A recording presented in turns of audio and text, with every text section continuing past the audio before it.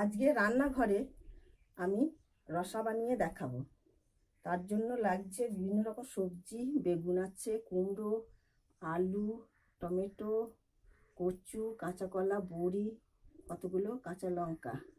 এদিকে আছে চিনি, লবণ, কাশ্মীরি লঙ্কা, হলুদ, গরম মশলা, অল্প গরুর দুধ, আটা আছে, হিং আছে, তেজপাতা, লঙ্কা, পাঁচফোড়ন, সর্ষের তেল।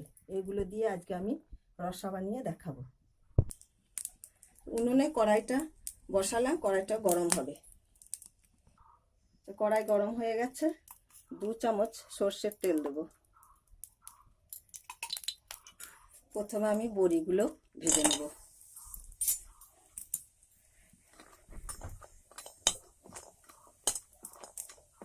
বড়িগুলো ভাজা হয়ে গেছে, তুলে নেব। আবার সর্ষের তেল দেবো 3 চামচ।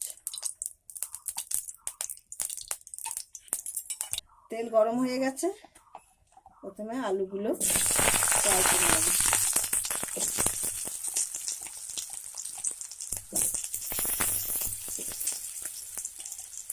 কচুগুলো একসাথে দিয়ে দেবো।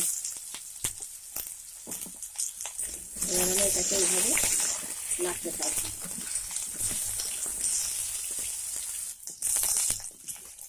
আলু আর কচু ভাজা হয়ে গেছে, এবার আমি এটা তুলে নেব। এইভাবে একে একে সব সবজিগুলো আমি ভেজে নেব। এবার কুমড়ো আর কাঁচা কলাটা আমি ভেজে নেব।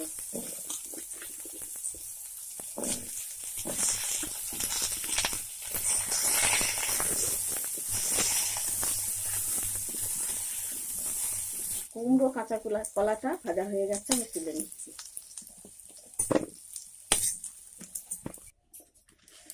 এবার বেগুনগুলো আমি ভেজে নেব।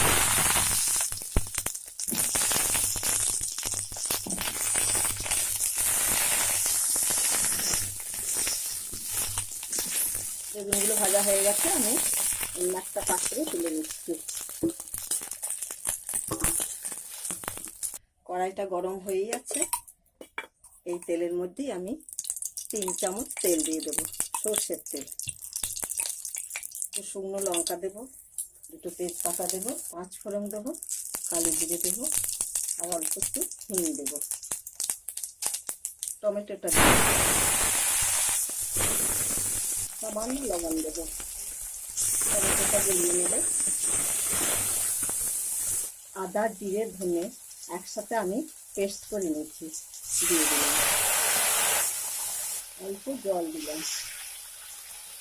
1 চামচ হলুদ গুঁড়ো দিলাম, সামান্য লঙ্কা গুঁড়ো দিলাম, কতগুলো কাঁচা লঙ্কা চিড়ে নিয়েছি দিয়ে দিলাম। এবার এটাকে আমি এইভাবে খানিকক্ষণ নাড়তে থাকবো। মশলাটা ফুটছে এখানে। এবার আমি বেগুন আর বড়ি ছাড়া বাকি আনাজগুলো এর মধ্যে দিয়ে দিলাম। এবার এটাকে আমি এইভাবে নাড়তে থাকবো। 1 মিনিট ঢাকা দিয়ে রাখবো। 1 মিনিট পরে ঢাকাটা খুলে নেব।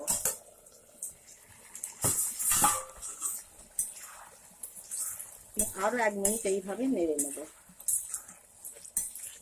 1 মিনিট এই সবজিগুলো নাড়া হয়ে গেছে। এই সবজির মধ্যে বেগুন আর বড়িটা মিক্স করে দেবো। আরো 1 মিনিট আমি এইভাবে মশলার সাথে আনাজগুলো কষে নেব।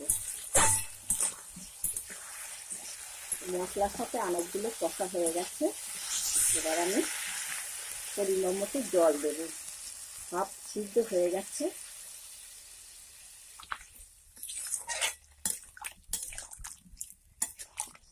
মশলার সাথে লবণ দেওয়া ছিল অল্প, এবার স্বাদ মতো আমি লবণটা দেব। স্বাদ মতো চিনি দেব। এবার এগুলোকে আমি পরিপূর্ণভাবে সিদ্ধ করে নেব একটা ঢাকা দিয়ে।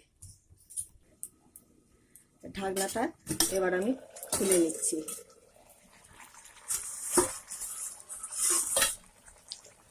আনাজগুলো সব সিদ্ধ হয়ে যাচ্ছে। আমি হাফ কাপ গরুর দুধ নিয়েছি।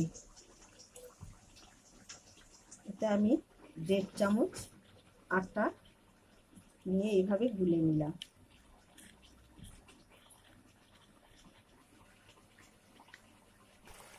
এবার আমি এই রসার মধ্যে এটাকে ঢেলে দিলাম। অল্প আমি জল দিয়ে দিলাম। আমি এটাকে নেড়ে নেব। এবার আমি এর মধ্যে গরম মশলা দেব।